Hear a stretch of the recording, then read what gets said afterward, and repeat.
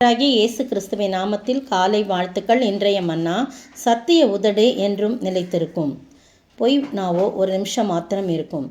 நீதிமொழிகள் 12:19.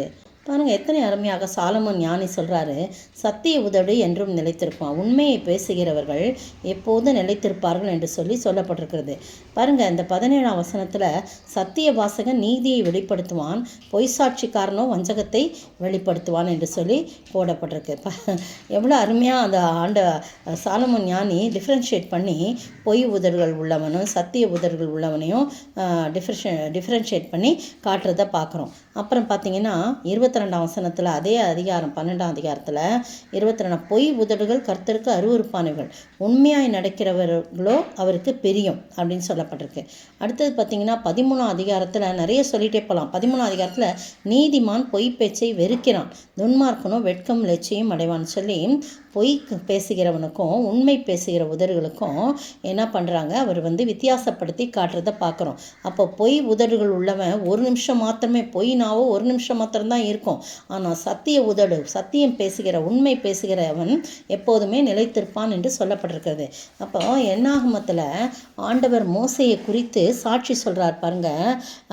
என்னாகமம் 12ஆம் அதிகாரத்தில் அதில் சொல்லப்பட்டிருக்கு 7ஆம் வசனத்தில், என் தாசனாகிய மோசையோ அப்படிப்பட்டவன் அல்ல, அவன் என் வீட்டில் எங்கும் உண்மை உள்ளவன், அவன் உண்மையை தவிர எதுவுமே செய்ய மாட்டான். அதனால் நான் அவனுடன் மறைப்பொருளாக அல்ல முகமுகமாக பிரத்யட்சமாகவும் பேசுகிறேன், அவன் கர்த்தரின் சாயலை காண்கிறான். இப்படி இருக்க நீங்கள் என் தாசனாகிய மோசைக்கு விரோதமாய் பேச உங்களுக்கு பயமில்லாமல் போனது என்ன என்று சொல்லி கர்த்தருடைய கோபம் அவர்கள் மேல் மூண்டது, அவர் போய்விட்டார் என்று சொல்லி போடப்பட்டிருக்கு. மோசையை குறித்து அவனுடைய சகோதரியும் ஆரோனும் மீரியாமோ அவள் எத்தியோப்பிய ஸ்திரீயை மணமுடித்தான் என்று சொல்லி அவளுக்கு விரோதமாக பேசுகிறாங்க. மோசையை கொண்டு மாத்திரமா கர்த்தர் பேசினார், எங்களை கொண்டு பேசினது இல்லையோ அப்படின்னு கேட்டவுடனே மோசை கேட்டார். ஆனால் அதெல்லாம் அவங்க பேசினதெல்லாம் கேட்டார், ஆனால் அவர் கண்டுக்கல. சரி, நம்ம அக்காவும் அண்ணனும் தானே பேசுகிறாங்கன்னு விட்டார். ஆனால் கர்த்தர் கேட்டார். கர்த்தர் கேட்டு சும்மா இல்லை, மோசையானவன் பூமியில் உள்ள சகல மனிதர்களும் மிகுந்த சாந்தமுள்ளவனாயிருந்தான் என்று கர்த்தர் பார்க்கிறாரு. அப்போ சடுதியிலே கர்த்தர் மோசையும் ஆரோனையும் மீரியாமையை நோக்கி, நீங்கள் 3 பேரும் ஆசரிப்பு கூடாரத்துக்கு புறப்பட்டு வாங்கன்னு சொல்கிறாங்க. 3 பேரும் புறப்பட்டு போகிறாங்க. கர்த்தர் மேகத்தூணில் இறங்கி கூடார வாசல் நின்று ஆரோனையும் மீரியாமையும் கூப்பிடுறாரு. அவர்கள் இருவரும் போகிறாங்க. அப்போ அவர் என் வார்த்தையை கேளுங்க, உங்களுக்குள்ளே ஒருவன் தீர்க்கதரிசியாக இருந்தால் கர்த்தராகிய நான் தரிசனத்தில் என்னை அவனுக்கு வெளிப்படுத்தி சொப்பனத்தில் அவனோடு பேசுவேன். ஆனால் என் தாசனாகிய மோசையோ அப்படிப்பட்டவன் அல்ல, என் வீட்டில் எங்கும் உண்மை உள்ளவன், ஆனால் நான் மறைப்பொருளா அல்ல முகமுகமாய் பிரத்யட்சமாய் அவனோடு பேசுகிறவனோடு அவன் கர்த்தரின் சாயலில் காண்கிறான் அப்படின்னு சொல்லி எவ்வளோ அருமையாக சொல்கிறார். கர்த்தரின் சாயலில் ஒத்திருக்கிறான். அதனால் நீங்கள் என் தாசனாகிய மோசைக்கு விரோதமாக பேச உங்களுக்கு பயமில்லாமல் போனதில்லைன்னு சொல்லி அதுக்கு ஒரு பனிஷ்மெண்ட் கொடுக்குறார். நமக்கு அதெல்லாம் தெரியும். அப்போது நீங்களும் நானும் சத்திய உதடு உள்ளவர்களாக இருந்தால் கர்த்தர் நமக்காக பேசுவார், நமக்காக எல்லா காரியங்களையும் பொறுப்பெடுத்துக் கொள்வார். நம்ம யாராவது ஒருத்தர் பேசிட்டாங்கன்னா உடனே அவர் நிற்பார் பாருங்க.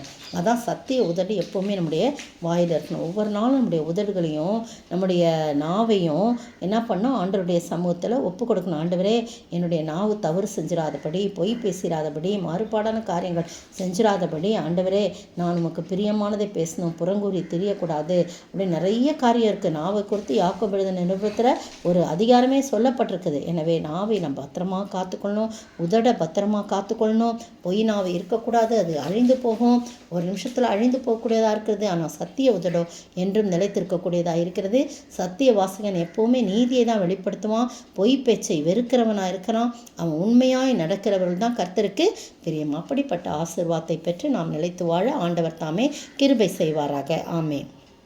சோதனையை சகிப்பவனே, சாந்தமும் உண்மையும் உள்ளவனே, ஜீவ கிரீடம் பெற்றிடுவான், ஜோதியாய் பிரகாசிப்பான்.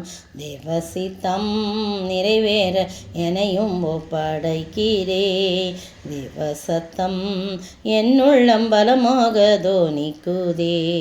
ஸ்தோத்திரிக்கிற ஆண்டவரே, துதிக்கிற ராஜா. சோதனையை சகிப்பவன், சாந்தமும் உண்மையும் உள்ளவனுக்கு ஜீவ கிரீடம் கிடைக்கும். அதுபோல உண்மையான உதடுகளோடு நாங்கள் காணப்படும் என்றால் என்றும் நிலைத்திருப்போம் என்று சொல்லப்பட்ட வார்த்தையின்படி நாங்கள் எப்போ உண்மையை பேசுவோம், பொய் உதடுகளுக்கு எங்களை விலக்கி மீட்டு பாதுகாத்து வழிநடத்த வேண்டும் என்று கர்த்தரும் மீட்பெரும் ராஜாவும் ஆகிய இயேசு கிறிஸ்துவின் விலையேறப்பட்ட நாமத்தில் ஜெபிக்கிறேன் பிதாவே, ஆமேன். நேற்றைய பதில்: இதோ சுற்றிலும் இருக்கிற எல்லா ஜனங்களுக்கும் நான் எருசலேமை தத்தளிப்பின் பாத்திரம் ஆக்குகிறேன்.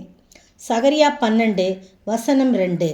இன்றைய கேள்வி: அந்நாளிலே எதையும் நீக்க யாருக்கும் திறக்கப்பட்ட எது உண்டாயிருக்கும்?